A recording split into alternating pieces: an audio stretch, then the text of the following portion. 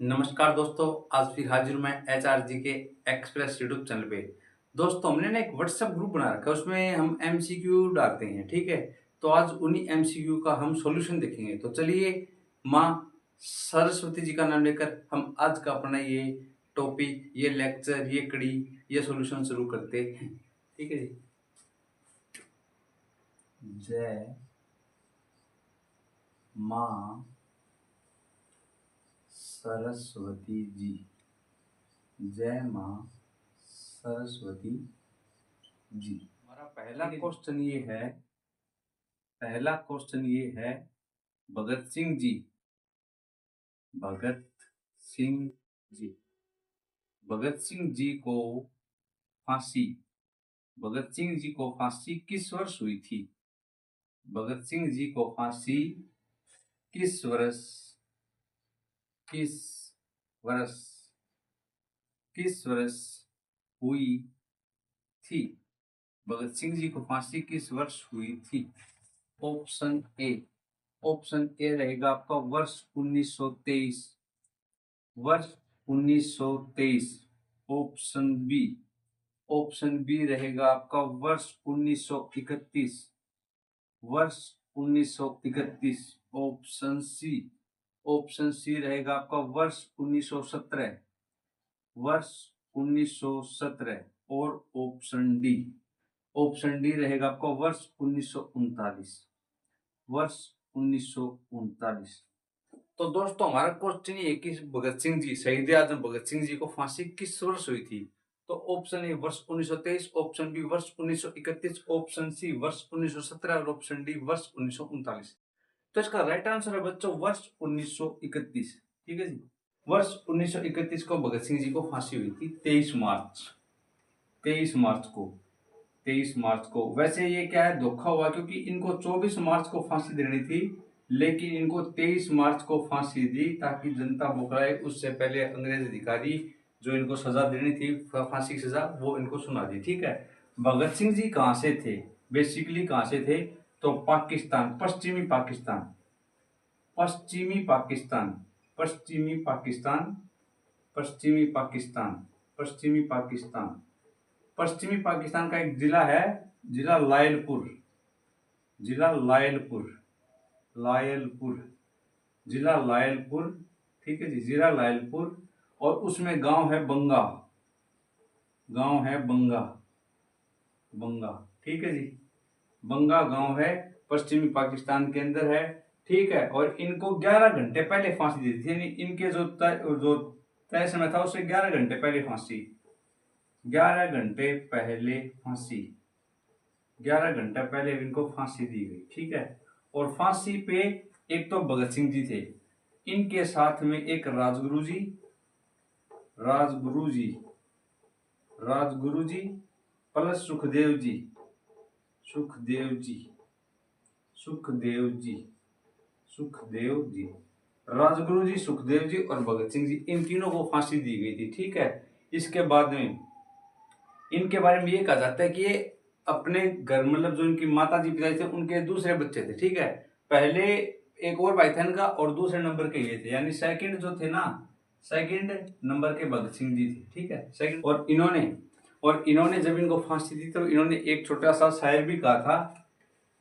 वो शायर बताता हूँ आपको कि इन्होंने शायरी की थी। ठीक है। शायरी क्या की थी इन्होंने? इन्होंने एक शायरी कही कि दिल से न निकलेगी दिल से न निकलेगी दिल से न निकलेगी दिल से न निकलेगी मरकर भी वतन की उल्फत। वतन की उल्फत वतन की उल्फत दिल से मरकर भी न निकलेगी वतन की उल्फत। मेरी मिट्टी से मेरी मिट्टी से मेरी मिट्टी से भी खुशबू ए वतन आएगी। मेरी मिट्टी से भी खुशबू ए वतन आएगी। मेरी मिट्टी से खुशबू ए वतन आएगी। वतन आएगी। वतन आएगी। देखो जी, कितने महान विचारों के, व्यक्तित्व के धनी थे शहीद भगत सिंह जी। ठीक है। उन्होंने कहा कि जब अगर मैं चला भी जाऊंगा इस दुनिया को छोड़कर तो भी जो एक मेरे देश के प्रति मतलब मेरे अंदर देशभक्ति है वो खत्म नहीं होगी, और वो देशभक्ति की खुशबू मेरी मिट्टी यानी कि जैसे मैं अंतिम संस्कार कर दोगे तो भी मेरी उस मिट्टी से भी वही खुशबू आएगी। ठीक है, बहुत ही प्रेरक बात इन्होंने कही और कभी ना कभी इनकी जीवनी लेकर के आएंगे। ठीक है, मतलब जितने भी महान जो क्रांतिकारी या और महान व्यक्तित्व के धनी जो हुए हैं तो उनकी भी एक सीरीज चलाएंगे, लेकिन अभी 2-3 सीरीज चल रही है, पहले उनको कंप्लीट करेंगे फिर आगे बढ़ेंगे। अब देखते हैं अपना अगला क्वेश्चन। ठीक है जी, अगला क्वेश्चन देखते हैं। अगला क्वेश्चन है जी, त्योहारों का शहर किसे कहते हैं? त्योहारों का शहर किसे कहते हैं? त्योहारों का शहर किसे कहते हैं? त्योहारों का शहर किसे कहते हैं? त्योहारों का शहर किसे कहते हैं? त्योहारों का शहर किसे कहते हैं? ऑप्शन ए रहेगा आपका तिरुपति बालाजी। तिरुपति बालाजी, तिरुपति बालाजी, तिरुपति बालाजी।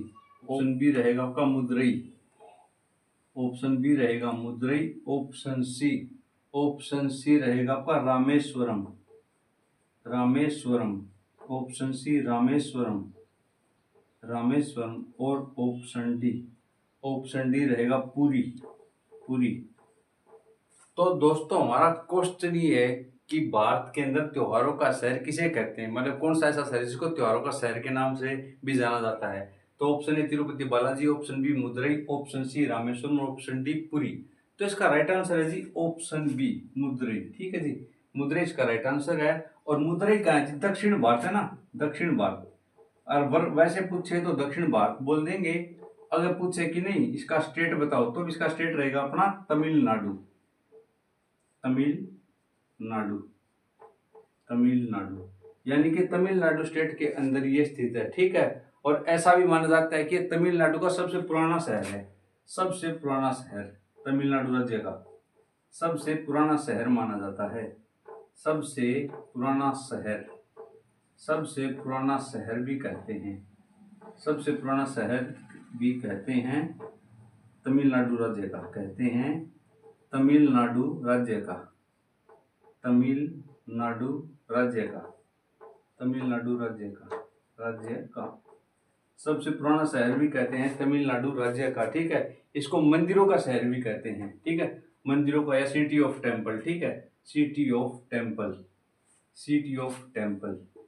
ठीक है जी, city of temple, city of temple या मंदिरों का शहर, सिटी ऑफ टेम्पल या मंदिरों का शहर, मंदिरों का शहर, मंदिरों का शहर, मंदिरों का शहर, मंदिरों का शहर। ठीक है, तो ये देखा हमने मदुरई के बारे में। दक्षिण भारत में तमिलनाडु राज्य के अंदर तमिलनाडु का सबसे पुराना शहर है, सिटी ऑफ टेम्पल या मंदिरों का शहर भी कहते हैं। ठीक है, अब देखते हैं अपना अगला क्वेश्चन। अगले क्वेश्चन की तरफ चलते हैं। अगला क्वेश्चन क्या कहता है? अगला क्वेश्चन है हमारा भारतीय भारतीय वायुसेना, भारतीय वायुसेना का का विमानन विमानन विमानन विरासत संग्रहालय, विमानन विरासत संग्रहालय, संग्रहालय, संग्रहालय, संग्रहालय, संग्रहालय कहाँ स्थित है? कहाँ स्थित है? कहाँ स्थित है? स्थित है।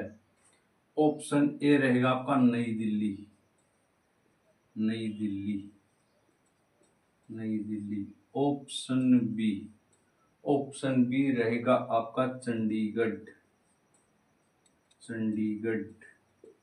ऑप्शन सी, ऑप्शन सी रहेगा आपका सूरतगढ़, सूरतगढ़, सूरतगढ़। और ऑप्शन डी, ऑप्शन डी रहेगा आपका पुणे। तो दोस्तों हमारा क्वेश्चन है कि भारतीय वायुसेना का विमानन विरासत संग्रहालय कहाँ स्थित है? Option A Nai Delhi, option B Chandigarh, option C Suratgarh और ऑप्शन डी पुणे। तो इसका राइट आंसर है चंडीगढ़। ठीक है जी, चंडीगढ़ में ये विरासत संग्रहालय स्थापित किया जा चुका है। ठीक है, और 8 मई 8 मई 2023 को इसका उद्घाटन हुआ था। 8 मई 2023 को उद्घाटन 8 मई 2023 को उद्घाटन 8 मई 2023 को उद्घाटन किया गया इसका। और यह है 15,600 वर्ग किलोमीटर में फैला हुआ है। 15,600 वर्ग किलोमीटर में फैला है। ठीक है जी, 15,600 वर्ग किलोमीटर में यह फैला हुआ है। ठीक है, और यह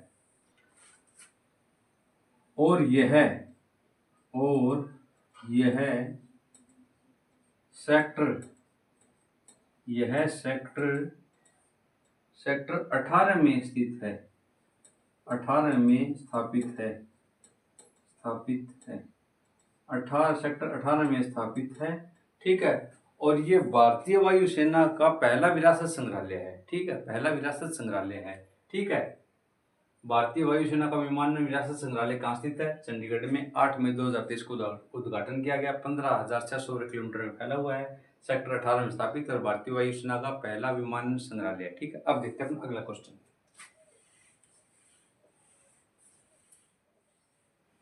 अब हमारा अगला क्वेश्चन ये है, अजंता व एलोरा की गुफाएं कहाँ स्थित हैं? अजंता व एलोरा की गुफाएं कहाँ स्थित हैं?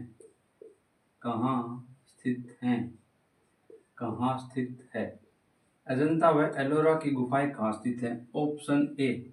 ऑप्शन ए रहेगा आपका Madhya Pradesh. Option A Madhya Pradesh. Option B रहेगा आपका Tamil Nadu. Option B Tamil Nadu. Option C Maharashtra.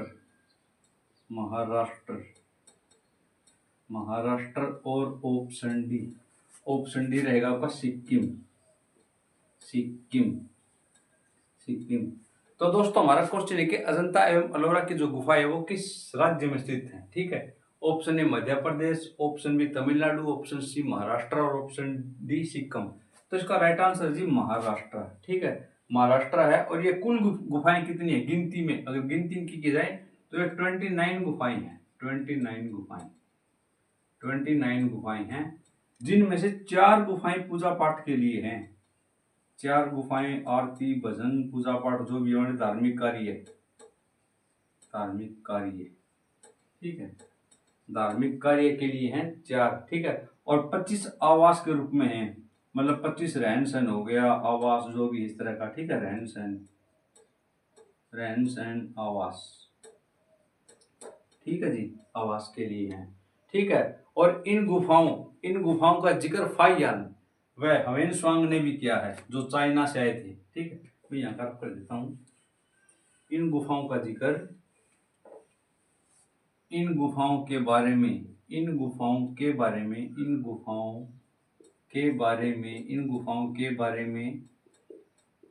में चीनी यात्री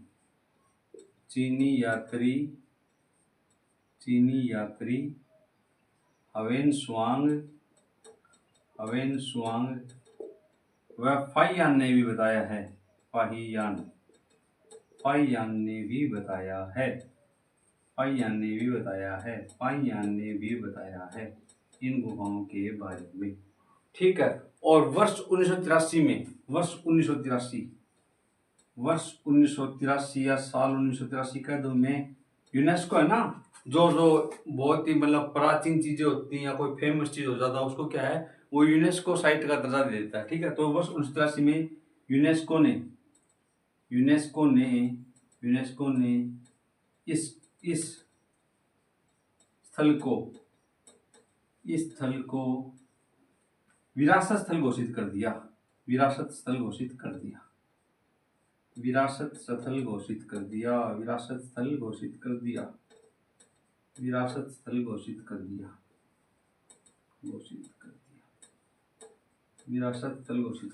है, तो दोस्तों हमारा क्वेश्चन है कि अजंता व एलोरा की गुफाएं कहाँ स्थित है, किस राज्य में? ठीक है, ऑप्शन ए अपना था ये क्या, तो ऑप्शन ए था अपना मध्य प्रदेश, ऑप्शन बी था अपना तमिलनाडु, ऑप्शन सी था महाराष्ट्र और ऑप्शन डी था सिक्किम, तो इसका राइट आंसर महाराष्ट्र। और आपको बता दिया कि 29 टोटल गुफाएं हैं, जिनमें से 4 गुफाएं तो पूजा पाठ या धार्मिक कार्य के लिए और 25 गुफाएं वो रहन सहन के लिए हैं। ठीक है, और इसके बारे में अपने फाइयानो वेइसुआंग जो चाइना से आए थे उन्होंने भी बताया था। ठीक है, और वर्ष 1983 साल 1983 में यूनेस्को ने विश्व को एक विश्व विरासत संग्रहालय घोषित कर दिया। ठीक है, अब आज की मेरी जो सीरीज है वो इसी अंतिम क्वेश्चन के साथ समाप्त होती है। आपको वीडियो कैसा लगा कमेंट सेक्शन में बताएं। अगर आप चैनल पर नए तो चैनल को सब्सक्राइब करें, लाइक करें, शेयर करें। और आपको वीडियो संबंधित कोई भी शिकायत हो या कोई क्वेश्चन गलत लगा हो, कोई आंसर गलत लगा हो, तो कमेंट सेक्शन में आपका वेलकम है। चलिए, आप सब सदैव स्वस्थ रहो, खुश रहो, व्यस्त रहो, मस्त रहो। जय हिंद, जय भारत। अगर आप वो MCQ सीरीज वाला व्हाट्सएप ग्रुप ज्वाइन करना चाहते हैं तो डिस्क्रिप्शन बॉक्स में उस चैनल का आपको लिंक मिल जाएगा। चलिए, जय हिंद।